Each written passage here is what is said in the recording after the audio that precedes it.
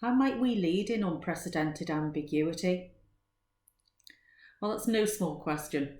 I've set myself here. But what I'm going to start with is not knowing. So, in a world where the future is unknowable, answers tend to have a pretty short shelf life. Whereas powerful questions that inspire hope and possibility and allow the emergence of innovation, ideas, and solutions often will get the wisdom of your organisations onto the table and into action. So this is a tall order, isn't it, for leaders? Because it's going to take humility, and leaders are used to being the people that know the answers or certainly can find them. But in a world where there is so much uncertainty, there's a real place, isn't there, for curiosity. So with courage and humility, leaders can set the scene for inquiry. They can help the organisation to stand in the question. And in standing in the question, they can help the organisation find out how they can best adapt to the challenges that they're facing. So the next thing I think that leaders can do in this context is they can start to think about, is my company moving in the right direction at the right pace? And what is helping and hindering it to do so?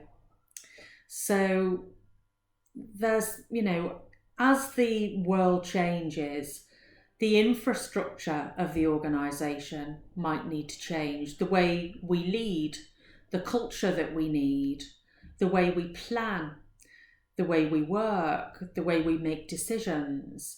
There's a really good guide I'm going to publish on LinkedIn after this video has been published. And it's written by Harvard Business Review and Bain & Company. And it gives a number of headings that leaders can start to explore, if you like, if they're wanting to build more agility into their operation.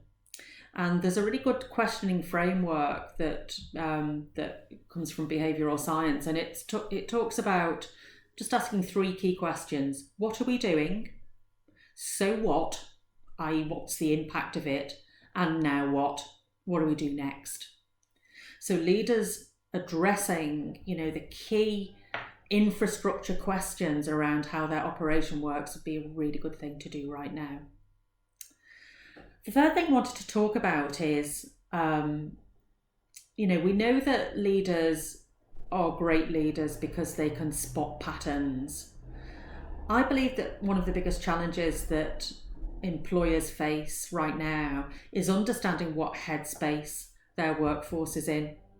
There was a US study you might have come across a few weeks ago that estimated that the average US worker was working 3 hours more a day as a result of the additional responsibilities that they were taking on during lockdown. So childcarer, educator, cook, all of those additional things that normally when we're going out to work, we leave to others. So, as we're going to tackle this phased return to work, we're going to have people in very different places. But also what I've noticed, I don't know if you have, in lockdown, is how different people's experiences have been, how differently people have reacted. So being able to spot where people tend to be overreacting emotionally to situations, or where they're pretty reluctant to take on responsibility perhaps, or maybe they're blaming others and then shifting the anxiety over to others, or maybe they're over-obsessing about trying to control something that they can't. These are all signs that leaders can watch out for. But what can they do about it? Well, I think I talked in my first video about providing as much certainty as we can. That's one side of the coin.